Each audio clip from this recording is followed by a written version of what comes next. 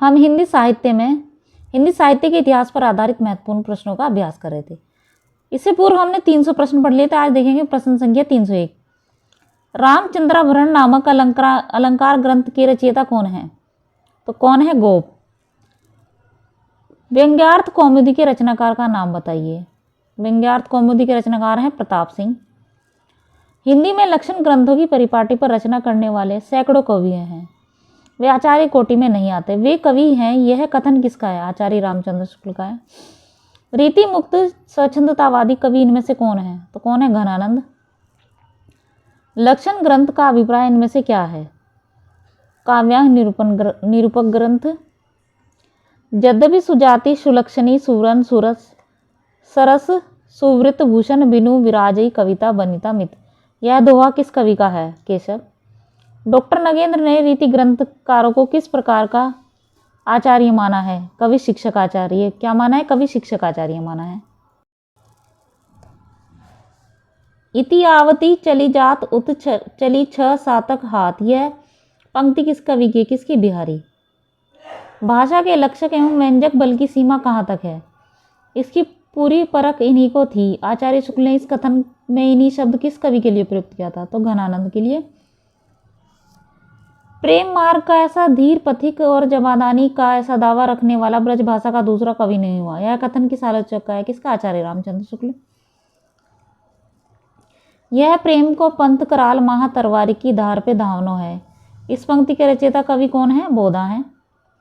नैनन में जे सदा रहते तिनकी अब कान कहानी सुन्यो करे। इस पंक्ति के रचयिता कवि इनमें से कौन से हैं? आलम। सत सैया के दोहरे जो नावक के तीर देखन में छोटे लगे घाव करे गंभीर। यह प्रसिद्ध उक्ति किस कवि के संदर्भ में है? तो बिहारी। बिहारी के काव्य की वह कौन सी विशेषता है जिसके कारण उन्हें गागर में सागर भरने वाला कवि कहा गया है? कौन सी है? उक्ति वैचित्री, कल्पना की संहार शक्ति, भाषा की समाज शक्ति, ये सभी हैं। भूषण बिनु ने विराजे ही कविता वनिता मित। उक्ति का मूल तात्पर्य है अलंकारों के बिना नारी की शोभा नहीं होती। केशव को कठिन काव्य का प्रेत इसलिए कहा गया क्योंकि उनकी कल्पनाएं अत्यंत क्लिष्ट और दुरूह हैं। उनमें रागात्मक वृत्ति का भाव है। उनमें पांडित्य और चमत्कार प्रदर्शन की प्रधान है। उपरोक्त सभी कथन सही हैं। प्रश्न संख्या 317। केशव दास को भाषा का मिल्टन कहना चाहिए। यह कथन किसने कहा? मिश्र बंधु। भूषण बिनु ने राज ही कविता वनिता मित। कविता में अलंकारों के महत्व को व्यक्त करने वाली यह उक्ति किस रीतिकालीन कवि? किसकी? केशव दास। इनके दोहे क्या है? रस की छोटी छोटी पिचकारियां हैं। आचार्य रामचंद्र शुक्ल का यह कथन किस कवि के संदर्भ में? तो बिहारी। आगे के कवि रिझई तो कविताएं न तो राधिका कनाही सुमिरन को बहानो है। उक्ति किस कवि के? भिखारी दास। रसराज और ललित ललाम ग्रंथों के रचयिता का क्या नाम है? मतीराम। ऊंचे घोर मंदिर के अंदर रहन वाली ऊंचे घोर मंदिर के अंदर रहती है। यह पंक्ति किस कवि की है? भूषण। किस कवि की पालकी में बुंदेलखंड के एक शासक ने अपना कंधा लगाया था? भूषण। भाषा की समाज शक्ति और कल्पना की समाज शक्ति का सर्वाधिक उपयोग इनमें से किस कवि ने किया है? बिहारी। नहीं पराग नहीं मधु नहीं विकास यही काल। यह पंक्ति किस कवि की है? बिहारी। लक्षण ग्रंथकारों की परंपरा में अंतिम प्रसिद्ध कवि इनमें से कौन है? पद्माकर। तुलसी गंग दयो भय सुकवि के सरदार। यह पंक्ति किसकी है? भिखारी दास। पद्माकर कृत पद्माभरण का वर्ण्य विषय क्या है? अलंकार निरूपण। रीतिकाल के किस कवि ने श्रृंगार वीर और भक्ति रस की रचनाएं लिखी हैं? पद्माकर।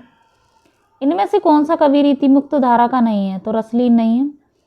भूषण की वीर रस की रचनाएं किस रूप में आदिकालीन वीर गाथा काव्य में से भिन्न है? तो मुक्त काव्य रचना, राष्ट्रीयता का समावेश, ब्रजभाषा का प्रयोग, इन सभी के कारण।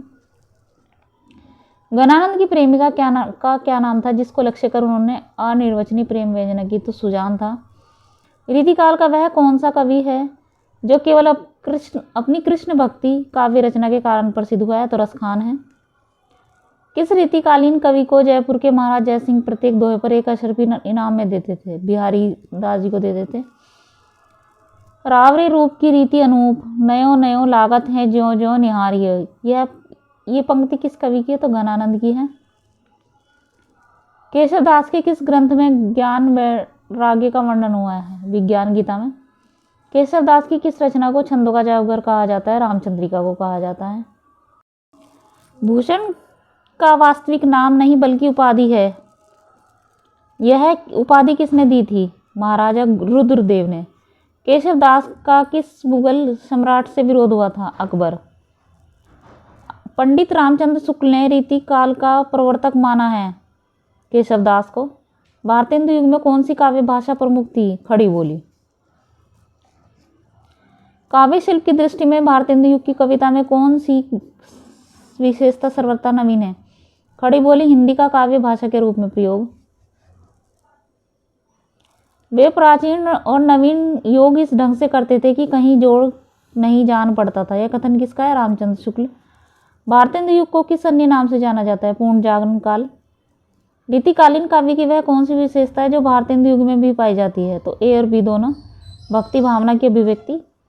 काव्य भाषा के रूप में ब्रजभाषा का प्रयोग।